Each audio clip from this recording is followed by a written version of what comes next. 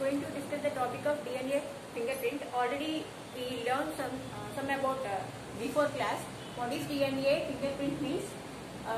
It is a sequence of nucleotides. Sequence of nucleotides. To identify the sequence of nucleotide sequence. Okay. We also discussed what is the nucleus.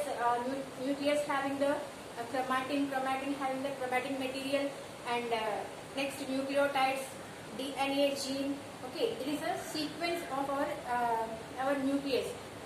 Okay, we also discussed the VNTR. VNTR is the identification of fingerprints. What is meant by VNTR means variable number in tandem repeat. Variable number of VNTR means variable number of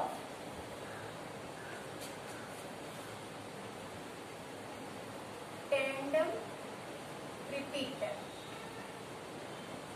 Okay, VNTR is very important. This is only identify the fingerprints. Okay, why we are using the DNA fingerprints? Why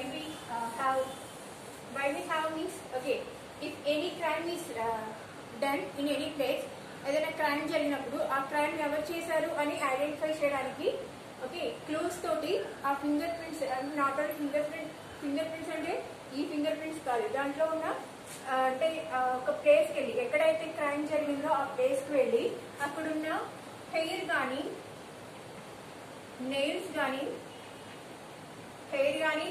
కానీ లేకపోతే అక్కడ tissues, ఏదైనా tissue కావచ్చు, లేదా semen కావచ్చు, లేదా blood sample, blood లో కూడా వైట్ బ్లడ్ సెల్స్ ఈ శాంపిల్స్ ని తీసుకుని దీని నుంచి న్యూక్లియోటైడ్ సీక్వెన్స్ ని తీసి దాని ద్వారా ఎవరైతే ఆ క్రైమ్ చేశారో వారిని ఐడెంటిఫై చేస్తారు. ఓకే, దాంట్లో మళ్ళీ స్టెప్స్ చూసుకున్నాం మనం, యాంప్లికేషన్ అని ఐసోలేషన్ అని యాంప్లికేషన్ అని ఇలా. ఓకే, సో ఒక్కొక్క స్టెప్ గురించి ఈ రోజు నేర్చుకుందాం. ఓకే, ఫస్ట్ స్టెప్ ఏంటంటే డిఎన్ఏ ఐసోలేషన్. డిఎన్ఏ ఐసోలేషన్ అంటే ఏంటంటే ఎక్కడైతే క్రైమ్ జరిగిందో, ఫర్ ఎగ్జాంపుల్ ఒక మర్డర్ జరిగింది, అక్కడ మనకి ఇలా ఎక్కడైతే పర్సన్ చనిపోయి ఉంటాడో ఆ పర్సన్ లో ఇలా వైట్ మార్క్ వేస్తారు. ఈ వైట్ మార్క్ లో ఈ ఏరియా నుంచి అక్కడ ఉన్న శాంపిల్స్ ఏవైతే ఉన్నాయో, ఎవరైతే క్రైమ్ చేశారో వాళ్ళ శాంపిల్స్, హెయిర్ కానీ నెయిల్ కానీ టిష్యూస్ ఏదైనా అక్కడ కలెక్ట్ చేసుకుని, సెమెన్ కానీ లేదా బ్లడ్ శాంపిల్స్, దాంట్లో కూడా not red blood cells, only white blood cells. Okay, white blood cells ని తీసుకుని ఓకే వీటిని శాంపిల్స్ కింద ఆ ఏరియా నుంచి ఎక్కడైతే ఆ క్రైమ్ జరిగిందో ఓకే ఆ ఏరియా నుంచి కలెక్ట్ చేసి ఐసోలేషన్ చేస్తారు ఫస్ట్. ఓకే, ఆ శాంపిల్స్ ని తీసుకోవడం ద్వారా వాటిని ఐసోలేషన్ చేస్తారు.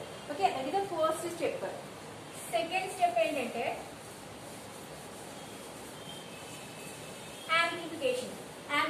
amplification అంటే DNA sample obtained is amplified. What they are taking here, what they are taken from here, from the crime place, okay, those are amplified. The DNA is amplified, obtained from the amplified. ఎక్కడ చేస్తారంటే vitro, that is a lab. Vitro, that is a one lab. ఈ lab లో దాన్ని amplified the DNA samples. ఏవైతే samples మనం తీసుకున్నామో, ఇక్కడ nail కానీ, హెయిర్ కానీ, బ్లడ్ కానీ, టిష్యూస్ కానీ, సెమెన్ కానీ, whatever it is, they are taken that as a samples. That sample they obtain is amplified. Okay, amplification ఎక్కడ చేస్తారో అంటే విట్రో, అది ఒక ల్యాబ్ లో. ఓకే, అక్కడ ల్యాబ్ లోకి ఆ శాంపిల్ తీసుకున్న తర్వాత హెయిర్ కానీ ఏదైనా శాంపిల్ తీసుకున్న తర్వాత పీసీఆర్ టెక్నాలజీని యూజ్ చేసి, పీసీఆర్ అంటే పాలిమరేజ్ చైన్ రియాక్షన్. మనం already before class inter first year లో ఆల్రెడీ నేర్చుకున్నాం పాలిమరేజ్ చైన్, అండ్ కెమిస్ట్రీలో కూడా మీరు చదివే ఉంటారు. పీసీఆర్ టెక్నాలజీని యూజ్ చేసి ఆ డిఎన్ఏని మల్టిపుల్ చేశారు. Okay, multiple copies generated short టైంలోనే ఏవైతే తీసుకున్నారో వీటి నుంచి డిఎన్ఏ ఆ సీక్వెన్స్ ఏదైతే ఉందో న్యూక్లియోటైడ్ సీక్వెన్స్ ఏదైతే ఉందో దాన్ని ఆ డిఎన్ఏని మల్టిపుల్ కాపీస్ ని ప్రొడ్యూస్ చేసి with in a short time లో వాటిని ప్రొడ్యూస్ చేస్తారు. ఓకే, సో ఫస్ట్ ఎక్కడైతే క్రైమ్ జరిగిందో ఆ ప్లేస్ కి వెళ్ళి అక్కడ ఉన్న శాంపిల్స్ ఏవైతే ఉన్నాయో వాటిని కలెక్ట్ చేసుకోవడం, నెక్స్ట్ ఆ శాంపిల్స్ ని యాంప్లిఫై చేసి పీసీఆర్ టెక్నాలజీ యూజ్ చేసుకుని నెక్స్ట్ వాటి కాపీస్ ని మల్టిపుల్ చేశారు. అంటే ఒక కాపీ నుంచి ఒక దాని నుంచి ఒక డిఎన్ఏ నుంచి అలాంటి సీక్వెన్స్ ని వీళ్ళు షార్ట్ టైమ్ లోనే ఎక్కువ నెంబర్ లో ప్రిపేర్ చేస్తారు. అది కూడా న్యూక్లియోటైడ్స్ మనం ఆల్రెడీ చెప్పుకున్నాం కదా న్యూక్లియోటైడ్స్ గురించి, purines and pyrimidines AC and G, A double bond with T and G triple bond with C.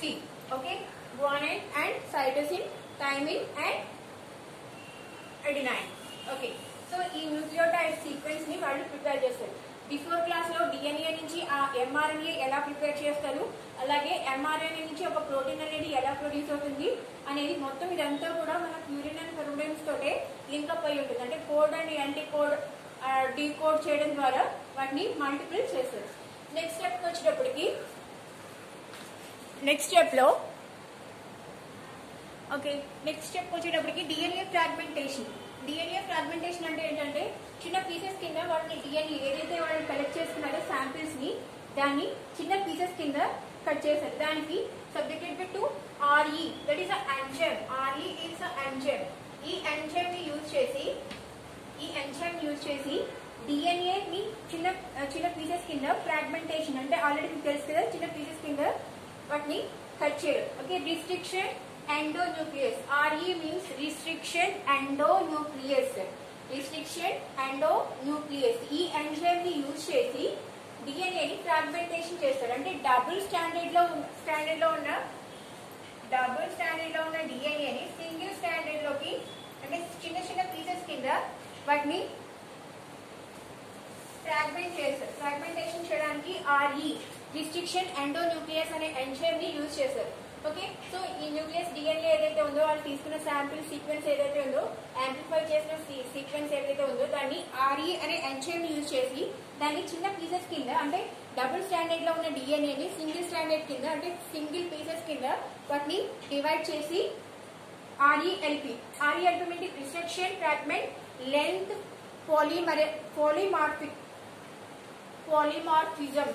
Polymorphism restriction fragment length ఏదైతే ఉందో దాన్ని చిన్నది చేయడం. Length polymorphism. These words are very very important. What is meant by RE restriction endonucleus and what is meant by RELP restriction fragment length polymorphism. Restriction fragment length polymorphism ద్వారా వీటిని single pieces ని తీసుకుంటారు. Okay, next fourth step వచ్చేటప్పటికి gel ఎలక్ట్రోఫోరెస్ అంటే moment, electro అంటే current, electro అంటే current, ఫోరెస్ అంటే moment. అంటే ఒక అగర్ జెల్ ని యూజ్ చేసి ఓకే ఇది ఒక బాక్స్ లాంటి ఐటమ్.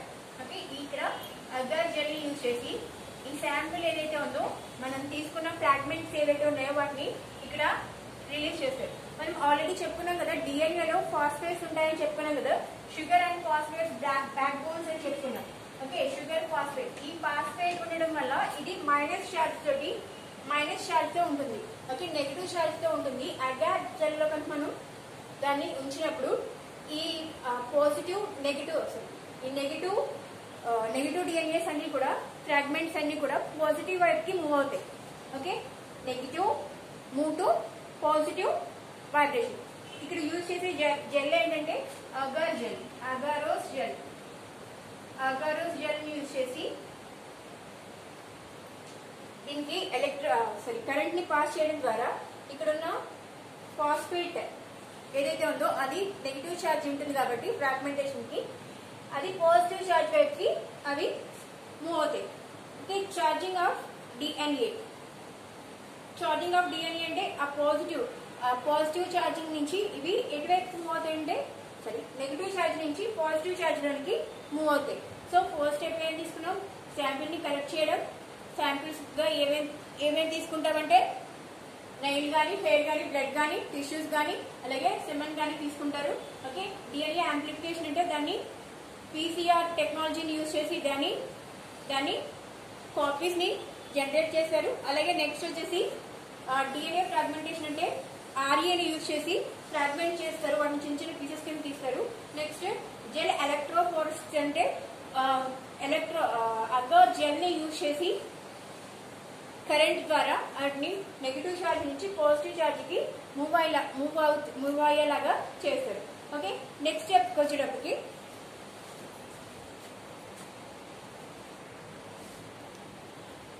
ఓకే నెక్స్ట్ స్టెప్ లో సదరన్ బ్రాండింగ్. సదరన్ అనేది ఒక scientist name. Okay, scientist name తోటి ఈ ప్రాసెస్, ఈ మెథడ్ అనేది ఇక్కడ స్టెప్ అనేది చేశారు, southern blotting. Okay, blotted on nylon member కానీ లేకపోతే నైట్రోసెల్యులార్ పేపర్. ఈ రెండింటిలో దేనిలో ఒకదాన్ని అంటే నైలాన్ మెంబర్ ని కానీ లేకపోతే నైట్రోసెల్యులార్ పేపర్ ని కానీ యూజ్ చేసి it has affinity. Okay, affinity to nitrocellulose paper or nylon member. Nylon member కి డిఎన్ఏ, మనం తీసుకున్న డిఎన్ఏకి ఏమవుతుందంటే దానికి ఒక ఎఫినిటీ ఉంటుంది దానికి రియాక్ట్ అవడానికి. అంటే ఈ పేపర్స్ ఏవైతే ఉంటాయో నైలాన్ మెంబర్ కానీ లేదా నైట్రోసెల్యులార్ పేపర్ ని కానీ ఈ రెండింటికి ఎఫినిటీ చూపించే పవర్ డిఎన్ఏ ఉంది కాబట్టి ఈ ప్లాంటింగ్ కి ఈ పేపర్ ని యూజ్ చేస్తారు. ఓకే, ఇది నైలాన్ పేపర్. ఇక్కడ ఇందాక తీసుకున్న అగారస్ జెల్ ఉంది కదా అది. ఓకే, దీంట్లో డిఎన్ఏ ఫ్రాగ్మెంటేషన్స్ అనే ఒక ఎక్కువ వస్తాయని చెప్పుకున్నాం కదా. ఓకే, ఈ సదరన్ బ్రాండింగ్ ద్వారా యూజ్ చేసి ఏం చేస్తారంటే నైలాన్ పేపర్ విత్ డిఎన్ఏ తోటి అంటే ఒక పీస్ డిఎన్ఏ ఒక piece normal probe. Okay, so అలా సెపరేట్ అయిపోతాయి రెండు కూడా. సో ఈ బ్రాండింగ్ పేపర్ ఏదైతే బ్రాండింగ్ చేయడం వల్ల మనకి విత్ డిఎన్ఏ తోటి బ్రాండింగ్ పేపర్ అనేది రెడీ అవుతుంది.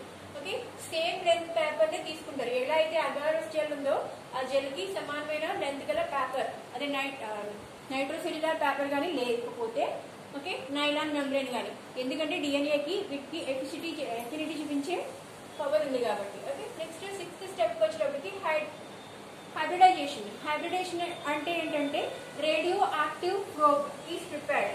ఓకే, దీని నుంచి ఉపయోగించి రేడియో యాక్టివ్ ప్రోబ్ అనేది ప్రిపేర్ చేస్తారు.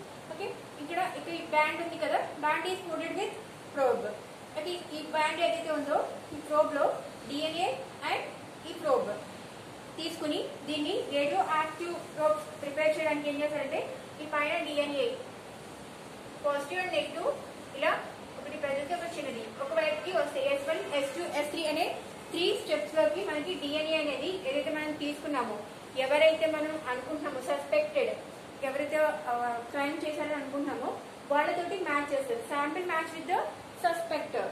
సో అది చేయడానికి ఏం చేస్తారంటే హైబ్రిడేషన్ చేసి రేడియో యాక్టివ్ ప్రోబ్ ని తీస్తారు. దీంట్లోంచి వేస్ట్ గా ఉన్న ప్రోబ్ ఏదైతే ఉందో దాన్ని రిమూవ్ చేసి ఏదైతే యూస్ఫుల్ ఉందో ఆ ప్రోబ్ ని మాత్రమే నెక్స్ట్ స్టెప్ కి వాళ్ళు ప్రిపేర్ చేయడానికి. అంటే ఎవరైతే సస్పెక్టర్ ఉన్నారో, ఎవరైతే అనుకుంటున్నారో ఒక క్రైమ్ చేశారో అని అనుకుంటున్నారో వాళ్ళ శాంపిల్ ని ఈ శాంపిల్ కి మ్యాచ్ అయిందా లేదా అని ఈ ప్రాసెస్ లో హైబ్రిడేషన్ ప్రాసెస్ లో చూస్తారు. Okay, next photography.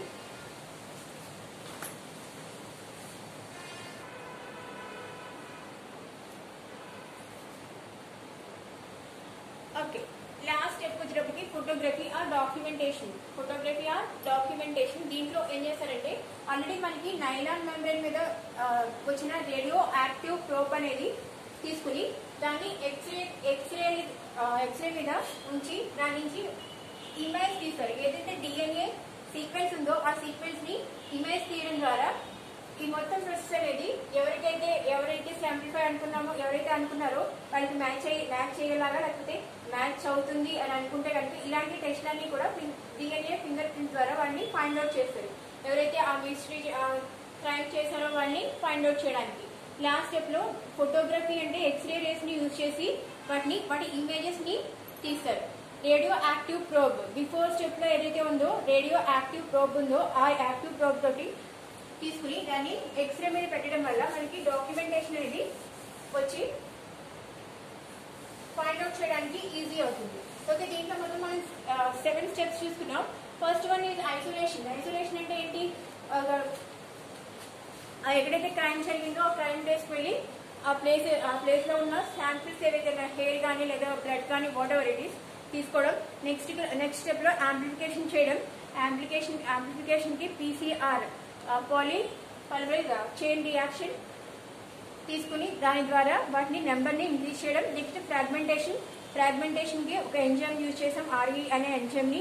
ఆ ఎంజైమ్ యూజ్ చేసి ఫ్రాగ్మెంటేషన్ చేయడం ద్వారా నెక్స్ట్ ఎలక్ట్రోఫోరెస్ట్ కి మనం అగార్ జెల్ ని యూజ్ చేసి ఎలక్ట్రో అంటే కరెంట్, ఫోర్సెస్ అంటే మూవ్మెంట్, అంటే నెగిటివ్ ఛార్జ్ లో ఉన్న ఈ DNA ఏదైతే ఉందో అది పాజిటివ్ ఛార్జ్ వైపుకి మూవ్ అవుతుంది. సో ఈ ఎలక్ట్రోఫోరెస్ ని యూజ్ చేసి మనం ఛార్జ్ ద్వారా వాటిని ఒక పాయింట్ తీసుకుంటాం, ఒక ప్లేస్ లో తీసుకుంటాం. నెక్స్ట్ సౌతర్న్ ప్లాంటింగ్ అంటే ఒక పేపర్ ని యూజ్ చేసి, అంటే నైలాన్ మెంబర్ కానీ లేదా నైట్రోసెల్యులర్ పేపర్ కానీ యూజ్ చేసి ఏదైతే మనం రేడియో యాక్టివ్ ప్రోబ్ తీసుకున్నామో దాన్ని ప్లాంటింగ్ చేయడం. ఆ ప్లాంటింగ్ చేసిన తర్వాత వాటిని హైబ్రిడేషన్ చేయడం ద్వారా వాటి నెంబర్ ని ఇంక్రీజ్ చేసి ఓకే అలాంటి కాపీస్ ని ప్రొడ్యూస్ చేస్తాం. అలాగే లాస్ట్ స్టెప్ వచ్చేటప్పటికి photography or documentation. X-ray rays కి దాన్ని ఎక్స్రే పేపర్ మీద దాన్ని ఉంచడం వల్ల మనం ఏదైతే ప్రోబ్ ఉందో, రేడియో యాక్టివ్ ప్రోబ్ ఉందో, ఆ పేపర్ ఏదైతే ఉందో ఆ బ్లాటింగ్ పేపర్ ని తీసుకుని ఎక్స్రే ద్వారా దాని ఇమేజ్ ని ప్రిపేర్ చేయడం. సో DNA ఫింగర్ ప్రింట్ అనేది ఈ విధంగా క్రైమ్ జరిగినప్పుడు ఎవరైతే క్రైమ్ చేశారో వాళ్ళని ఐడెంటిఫై చేయడానికి ఈ స్టెప్స్ తోటి ఐడెంటిఫై చేయడానికి ఉంటుంది.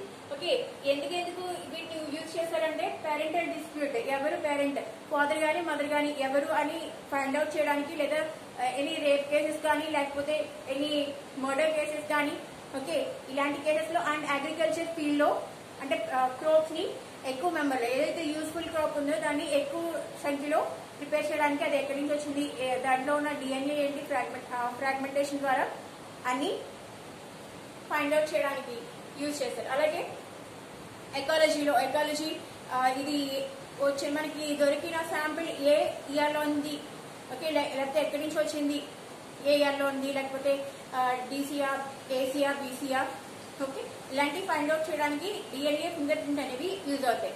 Okay, the father of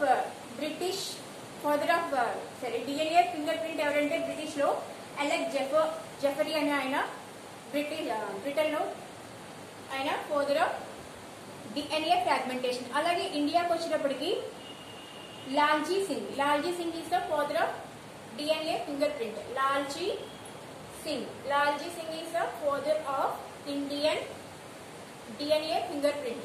Okay, so this is about the DNA fingerprints. Okay, in the next class we will meet in a new topic. Thank you.